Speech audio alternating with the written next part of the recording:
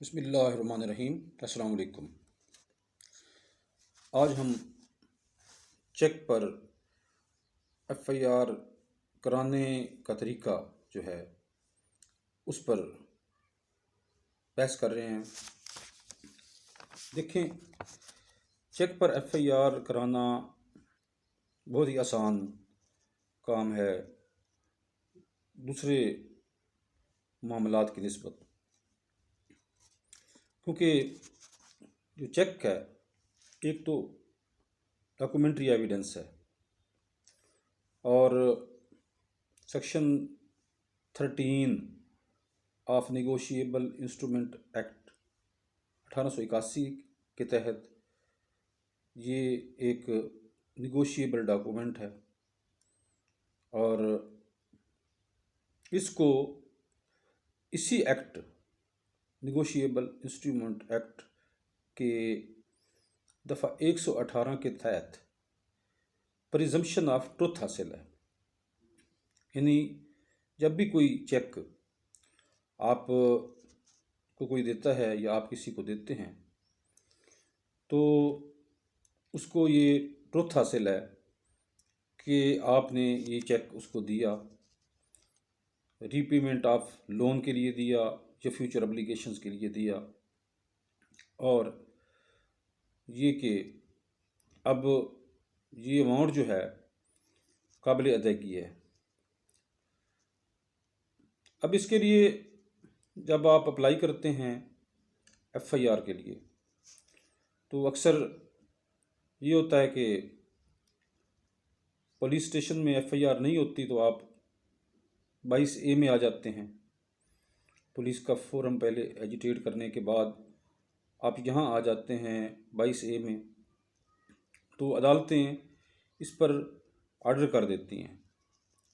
لیکن دیکھنا یہ ہوتا ہے کہ کس صورت میں ایف آئی آر نہیں ہونی چاہیے۔ تو جو لوگ چاہتے ہیں کہ ان کے خلاف ایف آئی آر نہ ہو تو وہ 2-3 چیزوں کا خیال رکھیں گے۔ نمبر 1، اگر وہ سیکورٹی چیک دے رہے ہیں تو ان کی کوشش ہونی چاہیے چیک کے پیچھے سیکورٹی چیک لکھ دیں، یا پھر کوئی اقرار نامہ جو ہے وہ لکھ لیں کہ یہ چیک جو ہے لین دین کے حوالے سے ہے یا ضمانتی چیک ہے، تو تاکہ آئندہ جو ہے وہ کسی معاملے میں خود پھنس نہ جائیں۔ اس کے بعد جب آپ عدالت میں آتے ہیں اور ایف آئی آر کراتے ہیں تو اگر آپ کے پاس کوئی ڈاکومنٹری ایویڈنس نہیں ہے، بے شک آپ ضمانتی چیک بھی آپ نے کیوں نہیں دیا،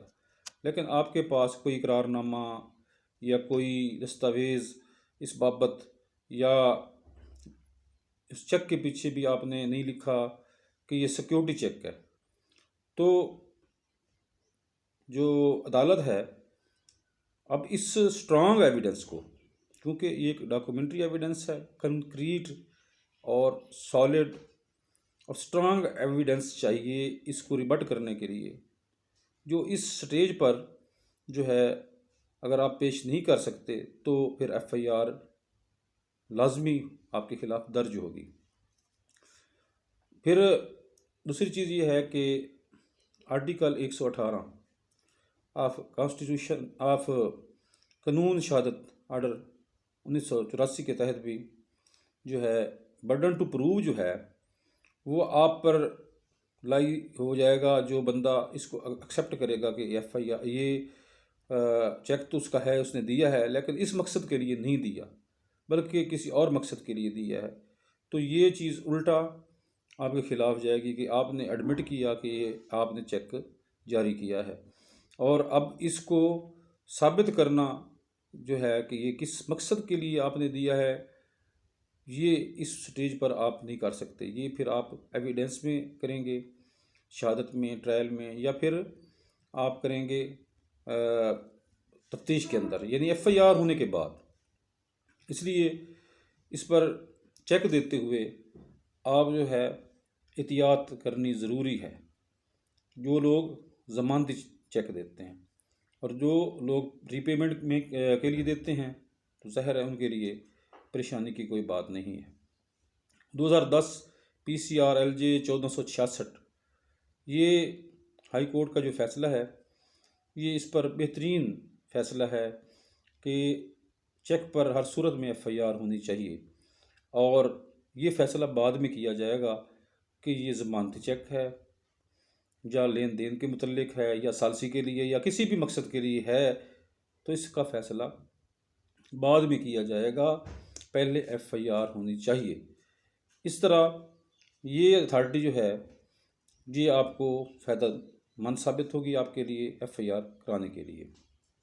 البتہ بعد میں اگر آپ نے کوئی ڈاکومنٹ لکھ کے دیا ہے، اقرار نامہ ہے آپ کے پاس یا ضمانتی چیک لکھا ہے،